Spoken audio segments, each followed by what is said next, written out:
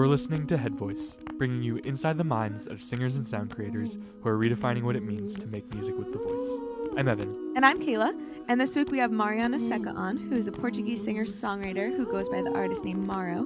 During this episode, we talked about her upbringing in Portugal and some of her musical influences growing up, what her experience was like coming to the States and going to Berklee, why she loves collaborating and singing with other musicians, and her debut album, MARO Volume 1, 2, and 3.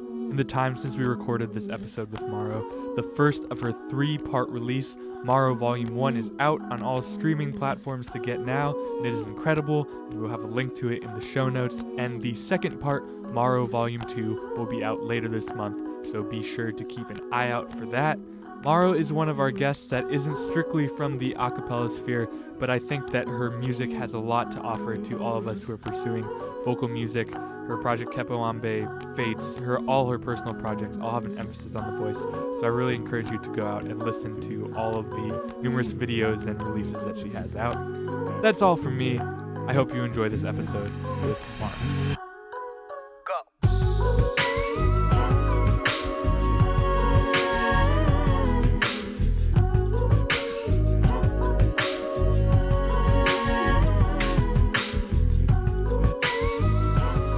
And easier than Mariana. That American accent was impeccable. That's how Americans say it. So I was like, oh, you can just, say MARO. It's good. You can make it shorter. Yeah, it's okay. We're so excited to have you on. We actually saw your CAF show at Berklee in October, and ever since then we were like, we need to have her on our podcast. We're dying to have you on. So we're so excited to have you on. Thank you for asking me. Yeah, of course. So we kind of wanted to start from the beginning of your life. So if you wouldn't mind kind of just talking about where you were born and raised in your musical upbringing. Okay. So I was born in 94. I'm 23. In Lisbon, Portugal. Yes, 94.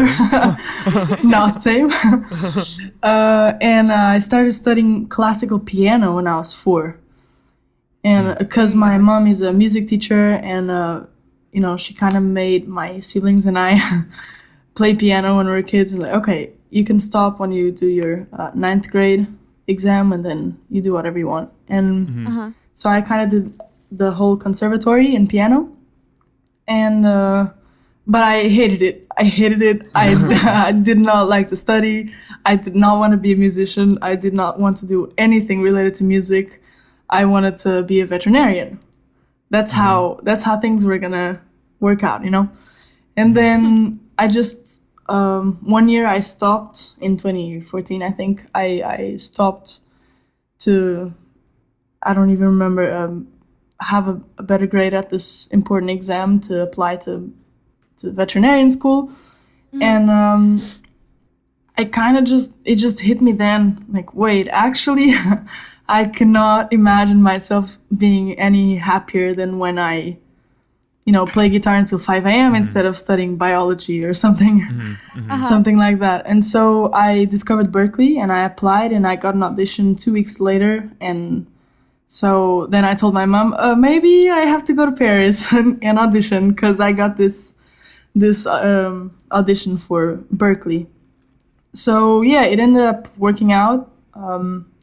And 3 years later, I graduated, and now I kind of came to LA to discover, what's the next step, I guess, to live a little, experience other experiences. Yeah. To dive into that little bit before Berklee all happened. Yeah. You said that you taught yourself to play guitar. What kind of inspired that after your hatred of playing piano?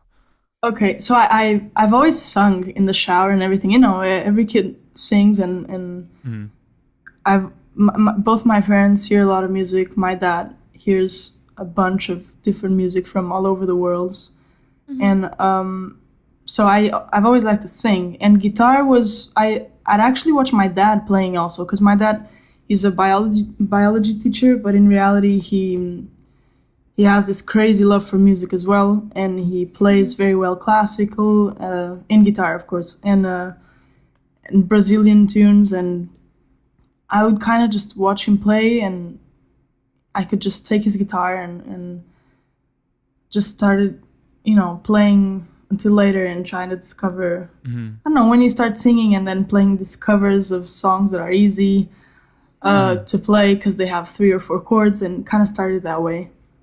Yeah. What kind of stuff was playing in the household? Like, what were your big childhood influences musically? Very different stuff. I've heard from Balkan choir to a lot of Brazilian music, to music from Madagascar and other places in Africa, to some blues, some of the classics always, like the Beatles and, even Pink Floyd, all of that. And then, Portuguese music as well, some Latin. It was kind of this mess, but I'm very grateful for it because I know for sure that it influenced me big time. Yeah. Do you think of like the music, like the different genres you were just talking about, was there anything that you think like you were like very drawn to and like influenced your music today? All of that, actually. That's why I kept listening to it, because I remember the first time I heard this Bulgarian voices that my CD that my dad has. I remember I almost cried. Or the African stuff would always make me so happy. Or Beatles, the whole world was drawn to that too. It's just I don't think there was ever this style of music that my dad would put, and I'll be like, I kind of don't, I kind of don't like it. So yeah. And then because I was studying classical, I also had that very different approach, but that was also a very important part of my even ear training and musical formation overall. I think a big part of your presence and identity now is your desire and wish to like collaborate a bunch with people. When did you have any like formative experiences collaborating with peers or your parents on music that really like formed that kind of quality? Well, in my music school, the classical music school, I've always sang at the choir, and my sister and my brother, they also sing. So we would do this like 3-part harmony things. But I feel like the whole actually collaborating and asking other musicians to play together was really that will to do that was born at Berklee, when it's very easy to feel the competition side of it. And when I got there, because for me it was so out of the blue, this decision of studying music, that when I went there I was completely grateful for everything and everyone, and very like, I can't believe I can do music as a living. Like I was studying for terrible exams in Portugal and I hated it. So when I felt that there was like a big competition feel out of that, I kind of started those videos as a no, it's Berklee. I can play with someone from Palestine or Kenya or somewhere in Asia, or then this just kind of made me want to do something about it. I have maybe 1 semester, maybe 2, because I was supposed to study at Berklee just for 1 semester. It was while I was having enough scholarships from Portugal to let me study there, but I thought they wouldn't be renewed, so I thought, okay, it's 1 semester, I'm gonna make the most out of it, and I'm gonna start playing with people for the joy of playing with people. And then it ended up working out, and 1 more semester and 1 more semester, and so I started that show called Berklee People, because it just kind of became every semester I'll play with different people, learn different songs and music, but I don't know. I think it's just a natural thing in music for me, is to share it with other people and to play with other musicians. Yeah, definitely. Yeah. When you first got to Berklee, I know you mentioned you were under the impression that maybe you'd only be there for a semester. Yeah. But when you did first get there, what was like your first impression, and like where was your like headspace at? Definitely a culture shock. I gained 32 pounds in my first semester. As we all do. Yeah, but usually it's like freshman 15 pounds, not kilos. I went to Well, kilos. you thought you had one semester, so you had to like Yeah, put it all into that one semester. Yeah, exactly. No, it was different. There was definitely a cultural shock. Mm-hmm. Everything, the food, the language, the fact that I thought I was funny in Portuguese and suddenly in English I couldn't find the right words, and a lot of the times I'll just be like, oh damn, I can't say something that I want to say sometimes. Yeah. So in that case it would be frustrating, but the rest is pretty much, I don't know, it was such a leap of faith in every sense of it that I ended up not really getting a lot of expectations. I was just trying to make the most out of it, meet a lot of people, and just try to learn as much as I could, really. So yeah, and it worked out because it was good to go without any expectations, because it was 20 times better than I could have ever imagined, Yeah.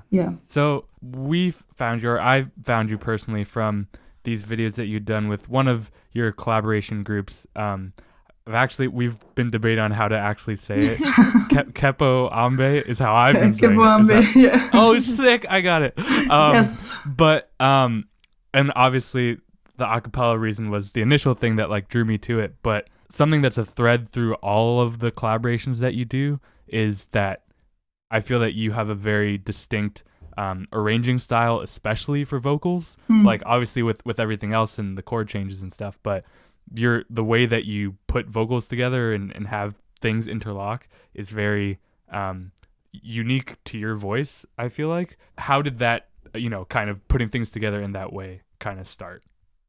Actually, I think that's just one of the things that sunk in when I'd listened to the African tunes or the Balkan stuff. I don't know if you've heard, but they do amazing stuff with their voices and amazing harmonies. And what's like the Balkan thing to listen to, if we were to listen? There's this one album called The Mystery of the Bulgarian Voices, and they're really like women from Bulgaria. And it's insane. That's the one that I cried with the first track right away. My dad put it in the car, and I was speechless. And it was a song called Kaval Sviri, and it's just, they sing in a very particular way, and sometimes in unison, and suddenly they open to this like ridiculous harmonies that I'd have shivers all over my body. And so I don't think I've ever, I don't know when I started doing it, but I think it was from all those influences. And the African stuff, it's very much like harmonies, but very rhythmic also. So I think it was just from listening and then playing around and repeating it, and because I thought it was so good that I guess it just stays when something really touches you, Yeah. Do you do everything by rote, or like do you write stuff down? Yeah, everything by ear. If I've had situations where I have to, for Kepo Ambe, there was one that it was just easier to rehearse if I'd go to the rehearsal with sheets for everybody. So sometimes I write it, but it's when it's already done. It's kind of like I transcribe whatever I improvise. So my vocal arrangements, I like to do them as kind of what I feel like singing in the moment. So I'd have a melody, and usually I do it on GarageBand on the phone. I have the melody, and I hit record, and I improvise on top of it, and then I hit record again, and I improvise a third time. It kind of, and in the end, I do 4 voices or 5 or whatever many, and each voice was what I felt at the moment, and that's why a lot of times it's cool that it works as like good voice leading, because it was voice leading, because it was in the natural way of singing. It's not, you don't kind of do this big jump. So I guess it works, but yeah, eventually I can transcribe it if I need to for the situation. So while you were doing all these like collaboration projects, you're obviously taking classes at Berklee, and honestly, and this is terrible because Berklee is an amazing school. obviously. But honestly, I don't think the classes at Berklee influenced me in any way. It was really, I mean, there were some cool classes, there were some boring classes, but in the end, I never really looked at the classes as very important. It was more like the people you play with, or the, you know, nowadays I sometimes sing stuff that I suddenly, when I listen back, I'm like, damn, that was very influenced by Xenia, this friend of mine from Kenya, or, you know, so I feel like it was more, it was more the people I sang with and I worked with, and even the energy, not even when we're just playing, but the energy of the person also. Yeah. I think something that comes out about you too is that it's just it seems like you just love music. Yes. And so how are you able to kind of figure out what it is that you wanted to accomplish with it? You know, because in Berklee People, you're kind of producing this whole thing and putting stuff together. And then you're also, you know, pursuing your own solo artistry while collaborating with all these people. Like, how are you conceptualizing that for yourself? I don't know, really. I think it's just, I've been doing it for the love of it always. And I guess it just has been going in a certain direction without me really trying to, you know, change it too much. I've just been trying to go with the flow, really, and always liking what I do, always. So I guess it just has been working out, you know. And then suddenly, you know, I'm doing music and I write my stuff. So suddenly there's a step where you're like, okay, I want to record an album, or I want to, you know, at the time was finish school, or I want to. But I kind of have been going with whatever happens, really. Yeah. So now that you've like kind of taken this big step to move to LA and you're like looking back on the past 4 years, what would you say is like the most influential things that happened or people you've worked with? Some people were I mean, I guess everyone at everyone that was a part of Berklee People, really. Those were people that I called because I really admire them musically and personally also. So I guess in every way that show influenced me because of the people. Yeah. And then, I don't know, some of the concerts, some of the opportunities, like for example, Tigran went to Berklee. I don't know if you know him. He's a pianist from Armenia. No.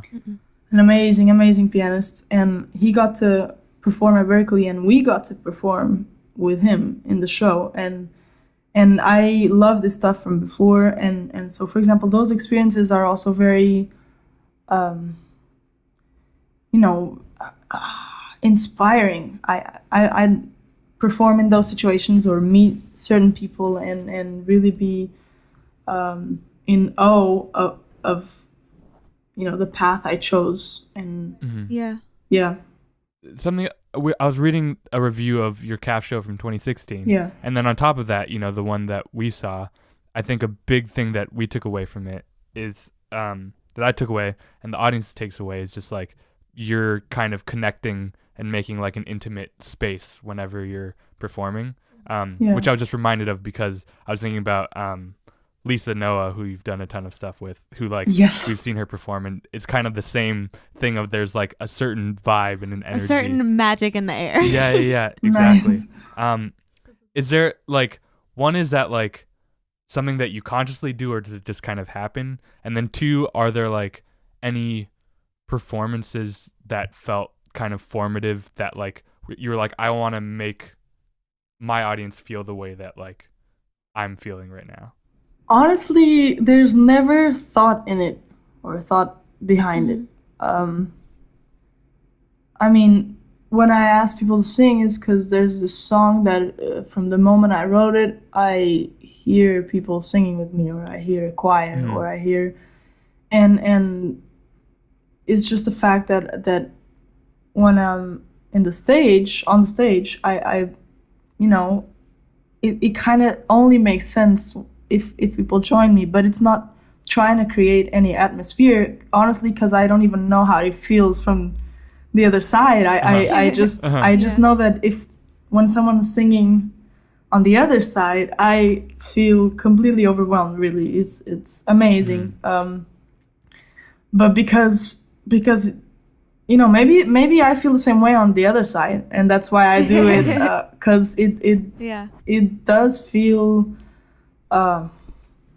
like for me that's what music is about. So when that happens, it just it's a confirmation of, okay, damn, I want to do this for the rest of my life, and really have people singing with me. Yeah. I think you might have the same answer for this question, but I feel like there's very much like a MARO filter that things go like that your music goes through, in the way that like something that you do a lot with your covers is that you'll like reinterpret them harmonically, often melodically too, and with and everything. Is that just because it's going through you, or is that like a conscious choice? Because we'll link some of it in here, but you did what's the one? Is it Lean on Me? Is that with Zen? I think so, yeah. That one is just like everybody knows that chord progression, and then you change the way the song feels and like the emotionality of it in a completely different way. Are you like seeking to flip it, or is it just like, I'm not going to do this the way that it originally is, because why would I do that? I mean, I obviously don't think you should ever cover something to make it the same. That is obvious to me, but right. In reality, the harmonic choices and the melodic choices, they're really not thought out. Also, I sing how I feel the song. That's why sometimes I've had people asking me to cover specific songs, but I don't feel it in any special way, and so I don't cover it, and because I'm not gonna try and change it just because. So whenever it comes out different, and sometimes my different can even be like exactly the same chords. I've covered songs where I don't change one chord. I might do different voicings or something, but it's more like about the way I sing it or I feel it, and it still feels a little different than the original because somehow I'm feeling that song on my way. But it's never this plan of where I sit down and okay, let me think of how I could mess with it big time. That doesn't happen. Even though some people do that and it you have amazing results. That was never my process. It's not my process for writing my own stuff. Right. It's I kind of just, I'm playing guitar or the piano, and it also, there's this thing that comes out and that's how it stays, and I'm not trying to touch it, and so I do the same with covers. Yeah. So actually, speaking of your original music, you do have some albums and music coming out soon, which is really, really awesome. Yes. But when did you start songwriting, just in general, and how have you developed your songwriting skills? About the skills, I have no idea. But I wrote my first song when I was 11, and it was when my parents split, and so I guess it just came out, and it was called Fly Away. It was in English, I don't know, because then later I wrote a lot in Portuguese, but yeah, and it was I just, something difficult happening in the family, and so it was my, it just came out. It was my way of kind of talking it out, because of the rough patch we were all going through. Right. And so you've clearly like accumulated a lot of material for these, this 3-volume little compilation that you're doing. What was kind of your thought behind why you wanted to release it that way versus like one big thing or separately? In reality, I have a lot of songs written at a point where it wouldn't make sense to record all of them for albums ever. There's, from when I was 11 till Berklee, I have 60-something tunes that could be recorded. But the thing is, I wanted to, for a first project, to introduce a bit of what I wrote when I was younger, and then what I wrote just before Berklee, and then what I wrote, throughout Berklee. And this because I do think those tunes marked me in a way. So I chose really the important ones, and it ended up being this 23 total. Mhm. But from very different stages of my life. So I guess it made sense in a natural way to present it as in, okay, here's who I am as a musician. Because this is that was my evolution till now. And and then from now on I just keep doing some other stuff, of course. Mhm. Yeah. I actually have a songwriting follow-up about like those upcoming things. Like you'd mentioned that, for covers that it's kind of just you do what comes out. Is your songwriting process the same way?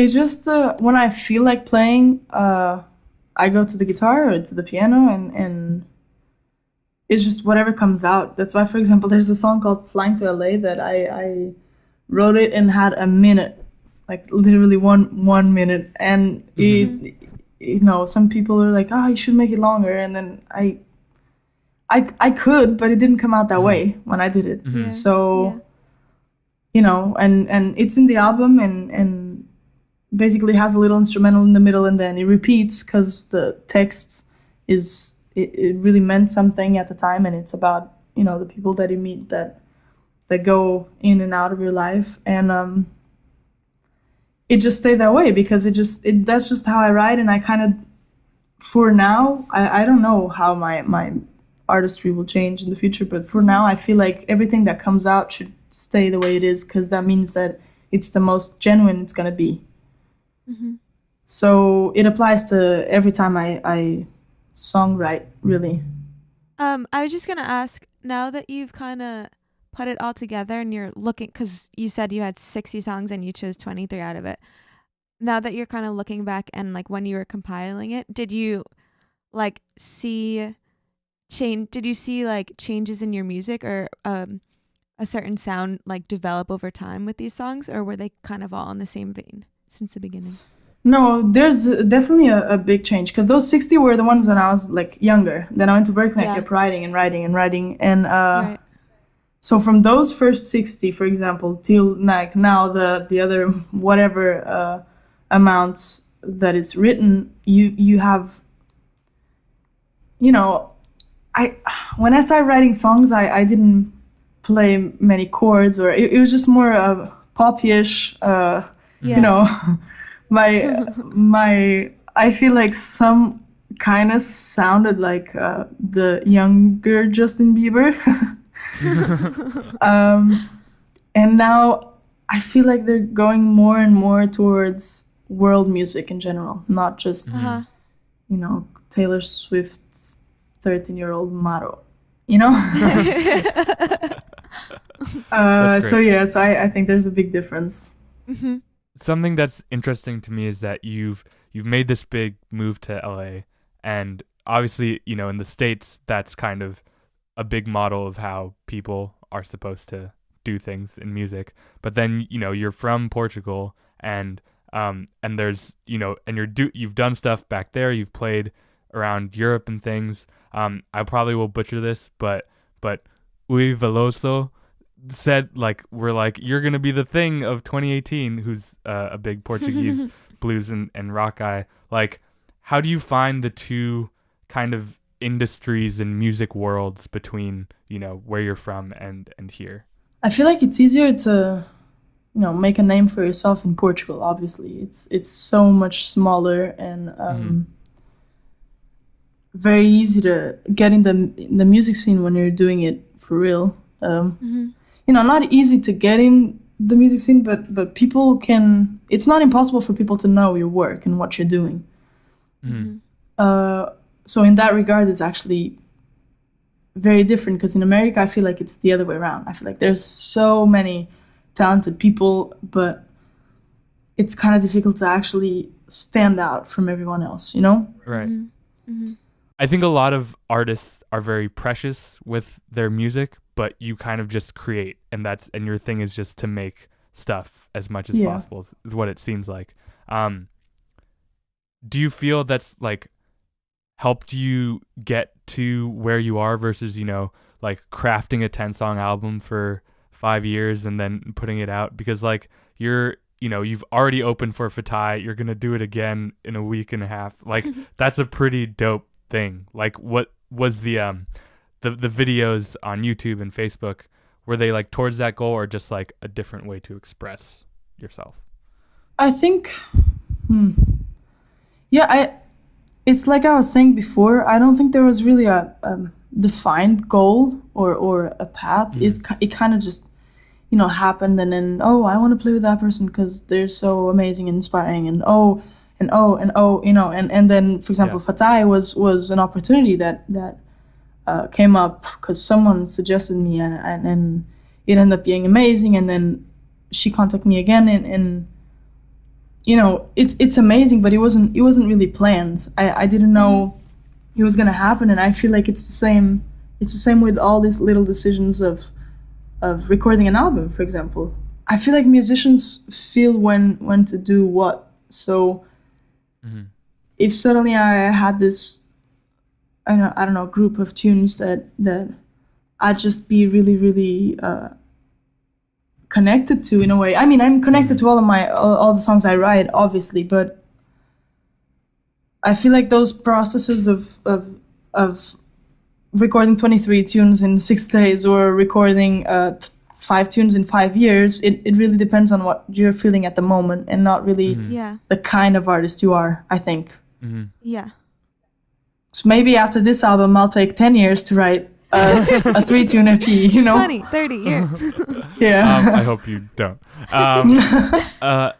So the last thing that I'll say is that I think that like it's whenever I'll see a video or something and I'll look in the comments of your stuff, I think that there's something about what you're doing that kind of is immediately inspiring to a lot of people, because I think your music it crosses genres, it crosses language, it crosses all these things. Obviously I'm sure you've got a lot to figure out still, but what would you say to young artists trying to make it in whatever capacity that is in regards to music? Really, what I tell myself every day is just, do it for the love of it. There's no need to be worried about competition, because no one else is gonna sound like you or write like you. It's because it's not about comparison ever. It's about what you feel. It's about how you perceive the world and how you put it out through music, really. So I mean, that's the advice I'd give to anyone, and including myself. It's just don't doubt, because it's not about that. It's if you love it, just do it. And this applies to music or to sports. If you'd want to be a tennis player, or just really go for what you love doing. Yeah. And you seem to be doing just that too, which is really, really awesome. Definitely. And so you did take the big step to move to LA, which is really awesome. And so what is next on the plate for you, and what do you have? What plans do you have? The next step. So now I came to LA in this whole discovery mood, really. I don't have a clue what's going to happen in 6 months, and that's okay, I feel like it makes it a little more thrilling, which is good. I know that I'd want to live in Portugal, because my family is there, and because it's an amazing country. I don't know if you've been there, but you should, because it's beyond gorgeous in every way, really. The food is amazing, the people are nice, and the weather is good, and you have beaches and like this little streets in the middle of the city, and it's just really from north to south. This episode is now just going to be about encouraging people to go to Portugal. 10 reasons why you should go to Lisbon. That's the real reason. Exactly. But because of all of that, I know that I'd love to live in Portugal at some point, but at the same time, I if it's going really well around here, then I won't want to leave for a few years. So it really depends on whatever happens, and again, just going with the flow, really. Yeah. Cool. Well, I think by the time this comes out, probably at least one of the volumes of your album will be released. So we'll make sure to link that up. And we'll be your number one fans. Yeah, and be sure to check that out. Maro, thank you so much for joining us this week. Thank you. And we hope that you join us next week for a new episode of